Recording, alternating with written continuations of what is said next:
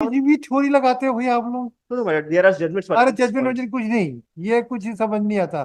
Basic चीज आप बताओ। जी अगर वो ST SC का है जी तो वो अगर 12वीं में अगर उसको 5% रिलैक्सेशन का अधिकार है एडमिशन के लिए, वो जी एक अलग इशू हो गया, वहां कहानी खत्म।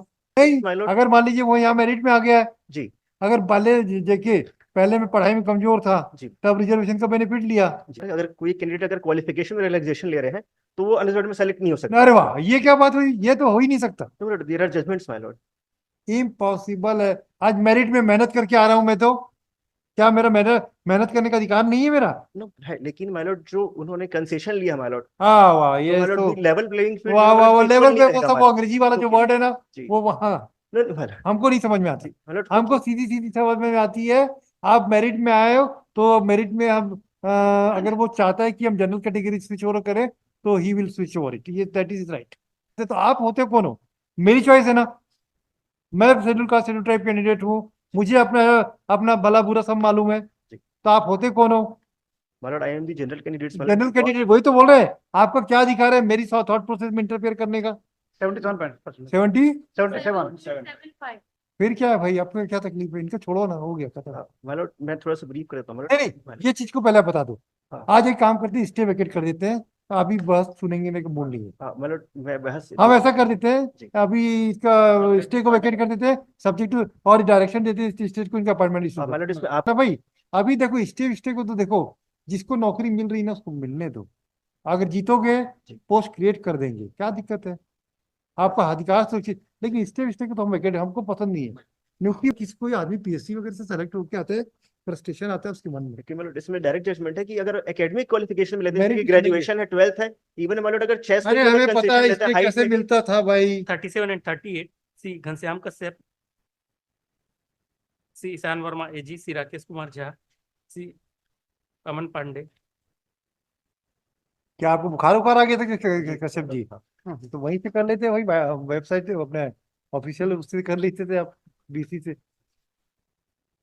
हमारे आने की कष्ट क्यों क्या है, अपने वहीं से कर लेते घर से ही आराम। वो ज्यादा सुटेबल नहीं रहता पूरे पर। हाँ, सारी बात सही है।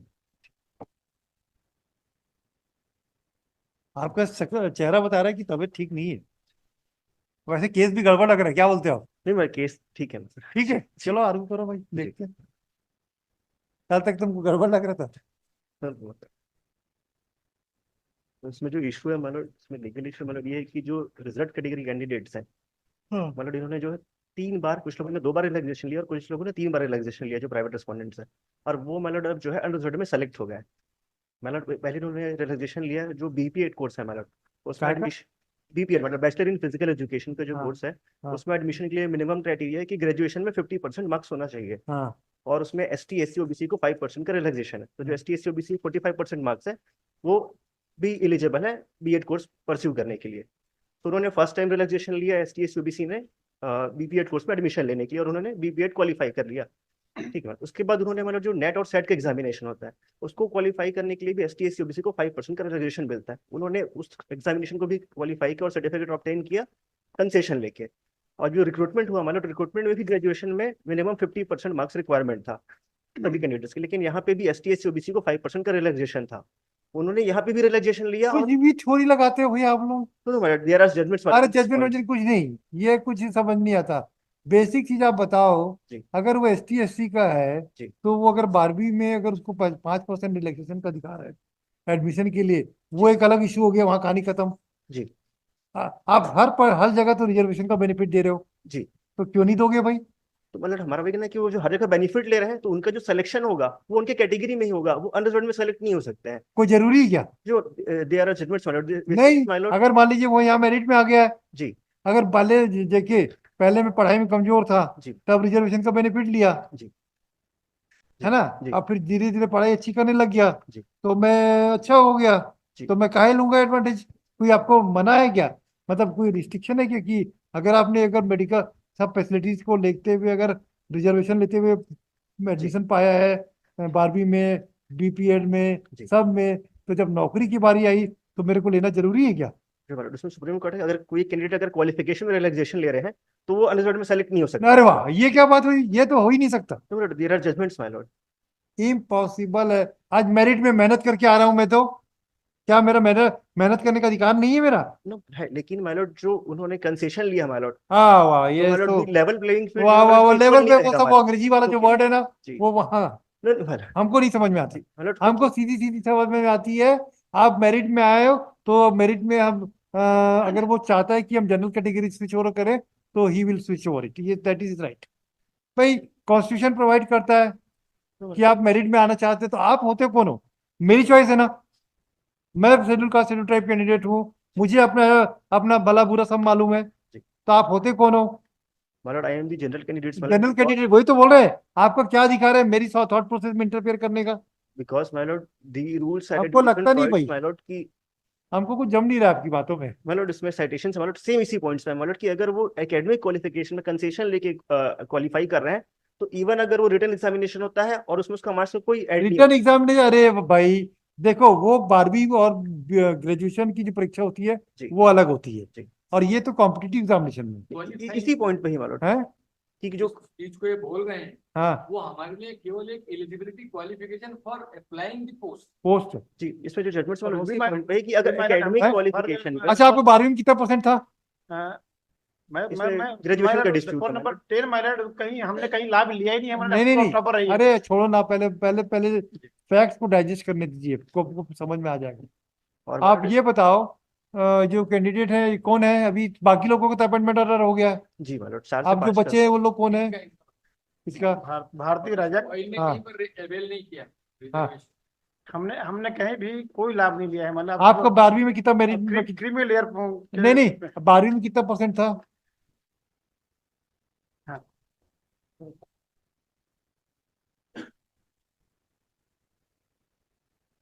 भारतीय राजा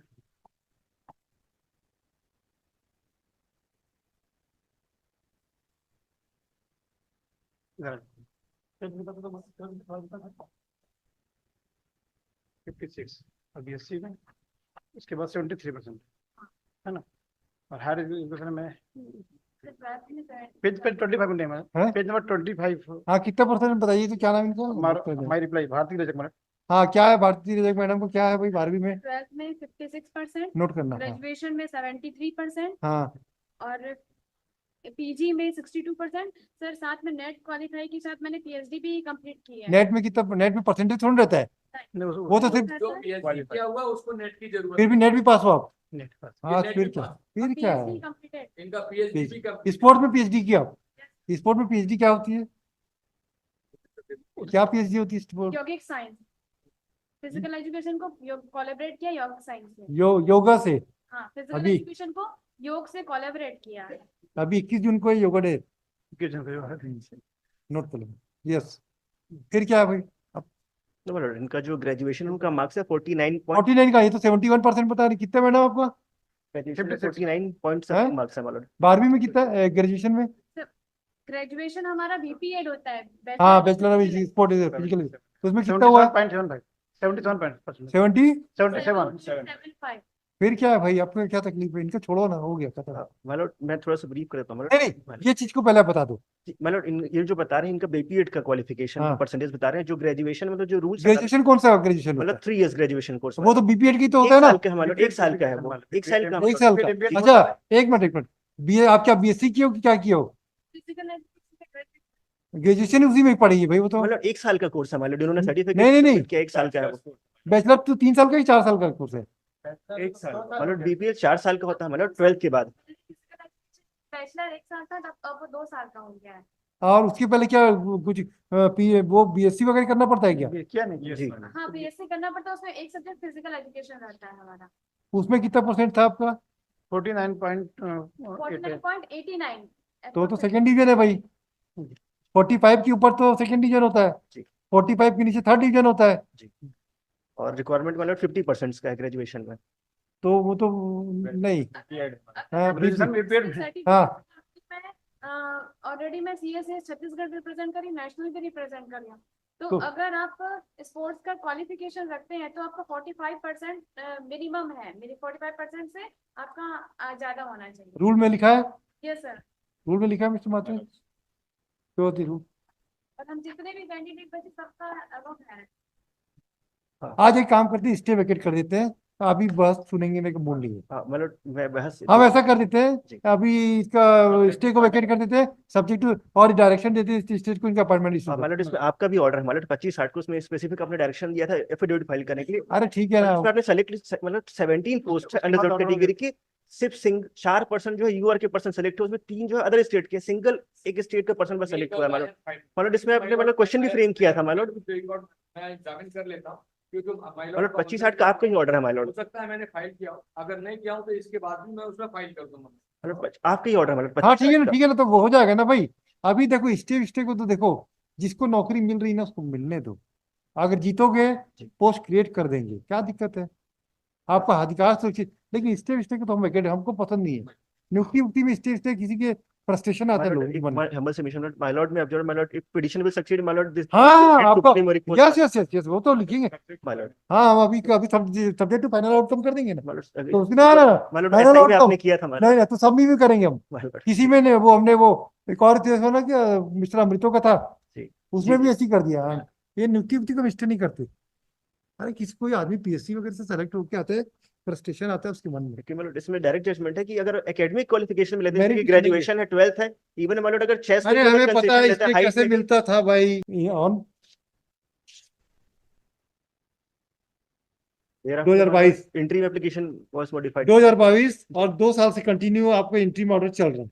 नो माय लॉर्ड हमने एडजमेंट नहीं लिया था नहीं लिया, हमारी गलती है। नो नो हम मतलब हमारी इंस्टीट्यूशन की गलती है, हम No, no. एडमिट कर रहे हैं, कोई दिक्कत नहीं है। मतलब इसमें entry Who has been appointed, has been selected, has been deprived from appointment for last 2 years. Who are responsible for this? We are responsible.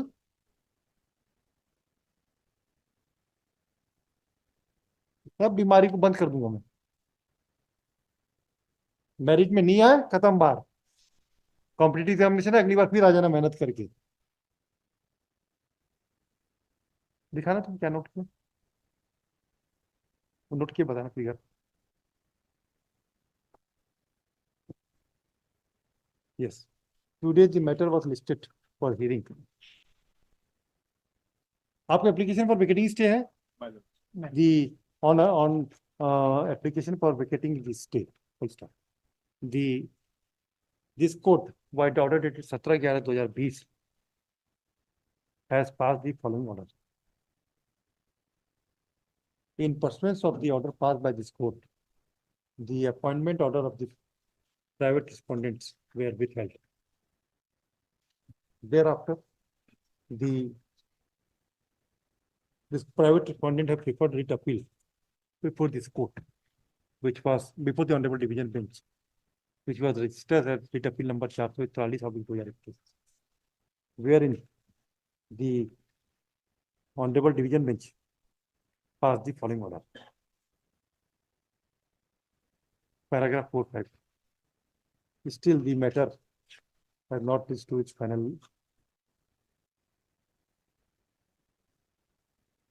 end, despite lapse of more than 3 years and 3 months. On 25/8/2022,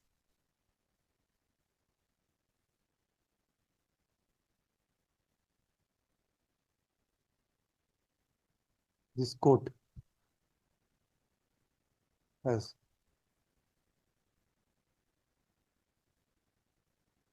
issued certain direction and directed the matter to be listed on the top of the list on 22/9/2022. On 22/9/2022, this matter was listed on, was adjourned to 27/9/2022.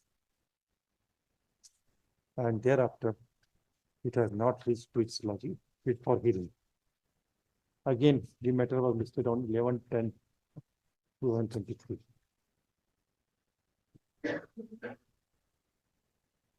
But not finally decided. The private respondent number 10, Bharti Rajak और कौन है? और कौन है? Pawan? You are at serial number? Yes. Serial number 4. Have moved an application for 3, 4, 5. No बाकी लोगों का तो अपॉइंटमेंट ऑर्डर इशू हो गया ना। नहीं मैडम, इन लोग का बचा हुआ था। 3, 4, 5, 11, 12 का बचा। एक मिनट 4, 5, एक मिनट 3 हाँ और 4, 5, हाँ 11, 12।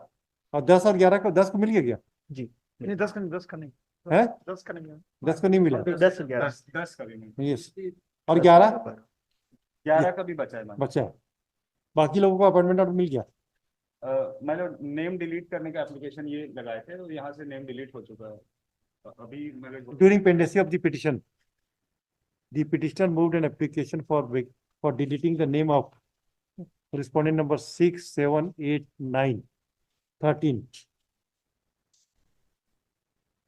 and 14, also. 14, which was allowed by this court on 11/10/2023.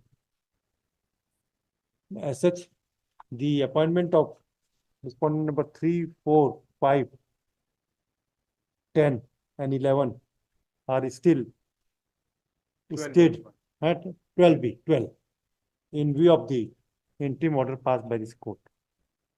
Therefore, an application for vacating the stay order was passed. The learned counsel for the petitioner would submit that the petitioner, since the petitioners have secured, have taken the objection, the benefits of reservation at the initial stage of their education. Therefore, they cannot march from reserve category to general category, even if they stood on a merit position. This is your submission?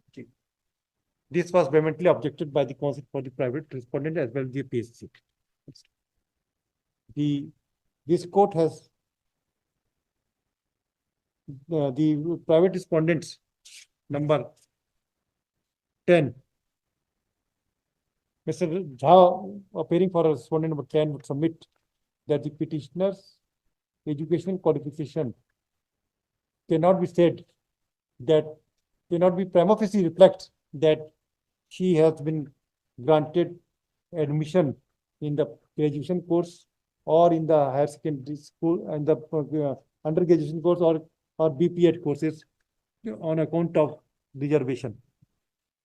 Therefore, prima facie, the submissions made by the counsel for the petitioner is deserves to be rejected. Full stop. To substantiate the submission, the counsel for the petitioner would submit that the petitioner has secured 12th में कितना था 56%, 56% in 12th class, comma in BSc with physical education, her percentage was 49.88%. It has also been submitted that the petitioner has participated in national level or state level? National level. Which sports? Cricket. The petitioner has participated in national level cricket and cricket sports in national as well as state level, state as well as national level. Therefore, she is entitled to get 10 marks, 10 marks or 10%? 10% in addition to the 10% है 10% है कि 10 marks है? 10% relaxation. Therefore, she is entitled to get a relaxation of 10 marks, 10% of marks in her graduation course. And according to her, according to the petitioner respondent number 10, if she is secured 45% also, then she is eligible to be appointed, to be considered for appointment as per the recruitment rules made in this behalf. Considering this fact that, and thereafter in BPEd she has secured 77%, na? 77%, and MPA and the net also she has cleared the net, the net, and then also completed PhD in the physical education subject. Thus, she fulfilled all the requisite qualification. For considering this aspect of the matter and the foundation laid by the petitioner regarding a stay is that the petitioners have been given benefit of reservation while getting the respondents have been given benefits of reservation at the initial stage. Therefore, they cannot march over for getting employment in a general category. Cannot prima facie seems to be not acceptable. Accordingly, the interim order passed by this court is deserves to be vacated. Accordingly, it is vacated. However, it is made clear that the appointment order will be subject to final outcome of the petition. It is directed that the state shall issue the appointment order to the respondent number 3, 4, 5, 10, 11, 12, 12 within 1 month from the date of receipt of copy of the order. No, the respondent state is directed to proceed with the issuance of appointment order. However, they will clarify that this appointment will be subject to final outcome of both the petitions. Number दे देना, ये दोनों का. This court cannot lose sight of the fact while considering the interim order that the interim order was passed by this court on 17/11/2020, and about 3.5 years the petitioners are being deprived to get the benefit of service, which cannot be compensated by this court, but can also consider what will be the consequence if the petitioner fails.